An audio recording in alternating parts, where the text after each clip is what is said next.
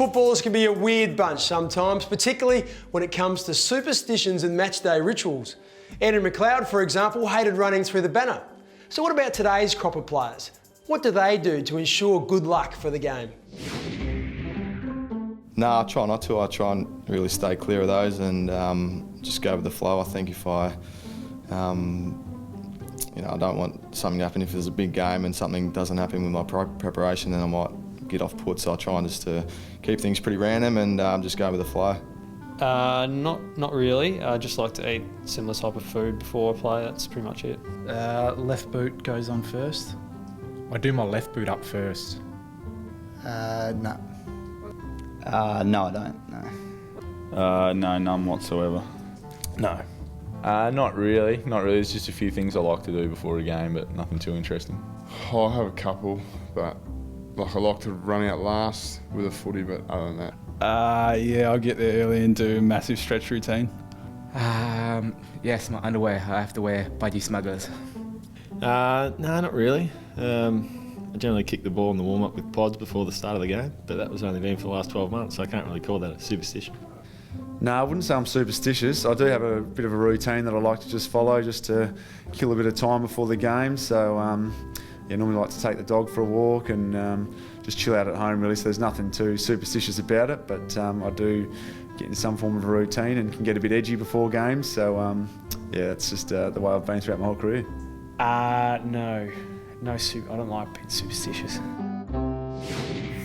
Mods was another classic. He was always ready about 2.5 hours before the game, boots and all. Now, many players turn to coaching once they hang up their boots. It's not always an easy transition from taking instructions to giving them.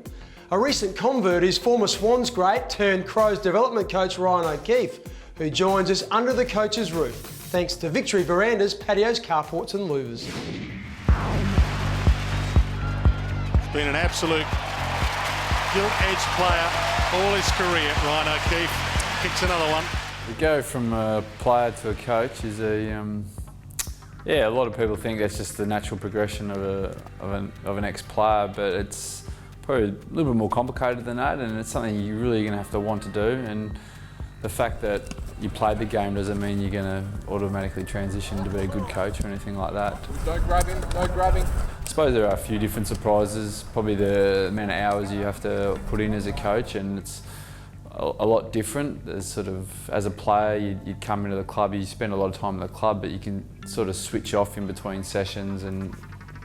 But as a coach, you're looking at footage or prepping the next session, and you're always worried that have you done enough, have you told the players enough? Because you sort of lose a bit of that control as a coach, whereas a player you just sort of get out there and do it. As a coach, it's not just coaching the players and telling them what to do, it's a lot of that behind the scenes and in front of a computer. I've probably been coaching now about 6 months, and I've probably spent more time behind a computer than I did in 15 years of playing. So it's, watching a lot of footage and trying to pick out or siphon through all the edits to show players that you think's best going to teach them and help them improve. And then also watching opposition and see how you can break them down. I think as a player, what you always see the coaches, or you sort of maybe criticise the coaches, that, geez, they forgot what it's like to be a player. And that's probably something I've sort of tried to be mindful in my early days of coaching. Coinciding with the club's 25th year, the Crows will launch their Hall of Fame next Wednesday night. Of course, everyone will have their own opinions on who should be among the first inductees and why. That's the question we put to fans in the Farmers Unionised Coffee segment, Have Your Say.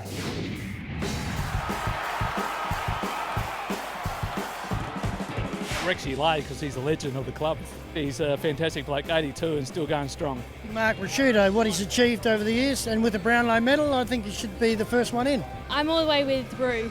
Rashudo, just he's a legend. Or Ben Hart.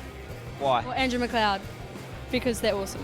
Andrew McLeod, 2 Norm Smith medalists, just a gun on the field and off the field. Yeah, great bloke, so he definitely deserved it. Andrew McLeod, it's another one, and probably Nathan Bassett. I'm a bit partial to the old Rue man myself, but we've got a few good club champions, obviously, so I don't know about the criteria and how long they've got to be out of it, but we've got a few really good servants in there. You got Jamo, Rashudo, McLeod, obviously. Guys like that are just really set us up as a club in the first 25 years. Got to be Tony Modra. He's a legend. No one can take marks like him. Some great names there. It promises to be a wonderful night.